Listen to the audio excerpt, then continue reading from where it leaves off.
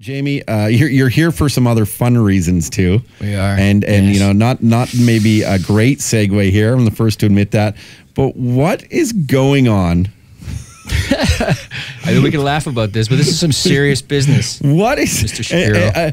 And Jay Brody? I think you're going to find this kind of funny. Jamie Clark, I could be reading these notes wrong. No.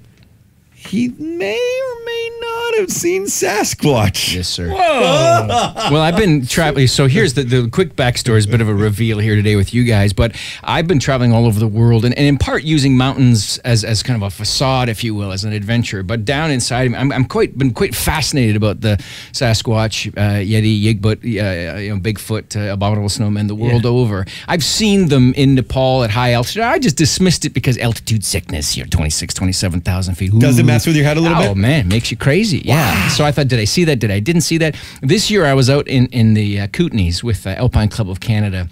We're running a contest on our site. We want to send a couple of Canadians from anywhere in the country to the General Mountaineering Camp. This thing's been going on for 100 years. Fantastic.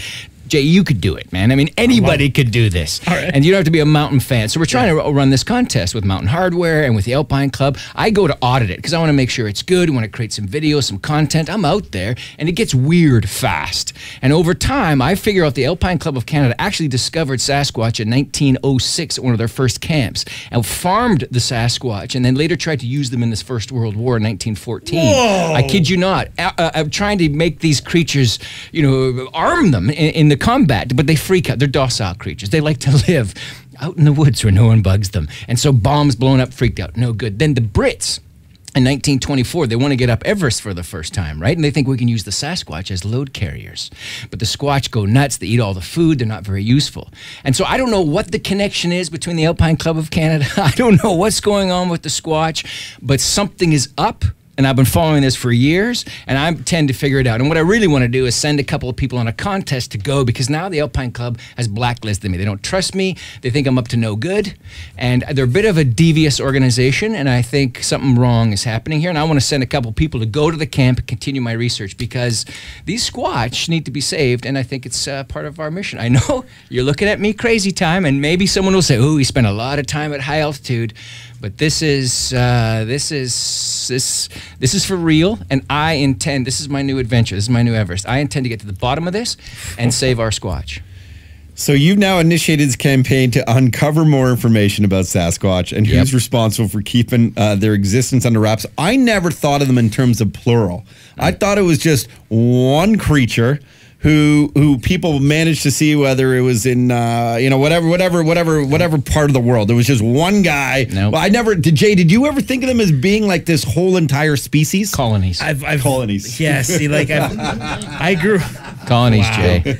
I grew up loving the whole Sasquatch mythos and stories. You blew my mind though that you're saying that the Alpine Club of Canada, Alpine Club of Canada, ACC, discovered and farmed them in the 20s? Yeah, in 1905 and 06, they found the Squatch up in the Kootenays deep.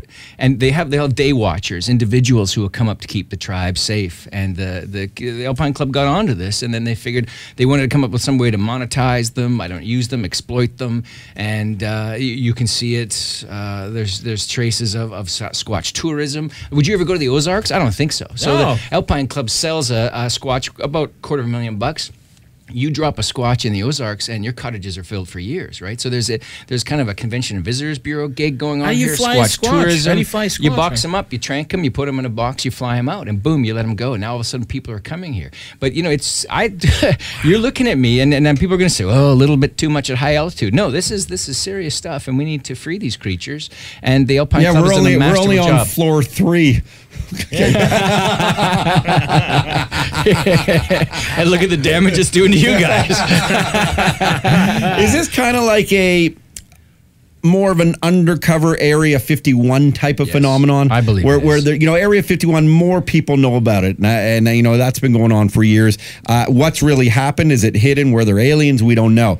The Sasquatch one, not too many people are talking about, but you've seen some stuff firsthand. Yeah, when I was up there in the Kootenays recently, we saw some scat, and a Squatch scat is significant. Big pile of poop. Like, these guys out put a big dump, and we came across this, and it was a puck in it, a battery, a roll up the rim to win.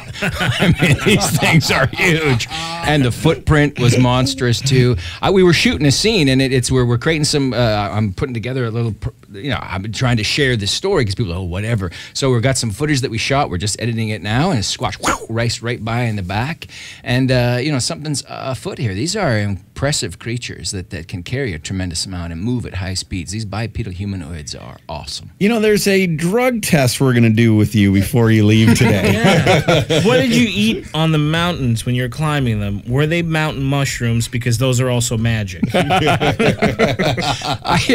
I knew this would come, right? I knew I would sit with you guys and you'd immediately attack my character. No! I like mushrooms. I love the mountain mushrooms. I just want to know where I can get some. That's all. Oh, hey, sorry. I was just counting to 1. My name's Roddy. Make sure you subscribe to our YouTube channel because it's so much fun. You'll have a great time there.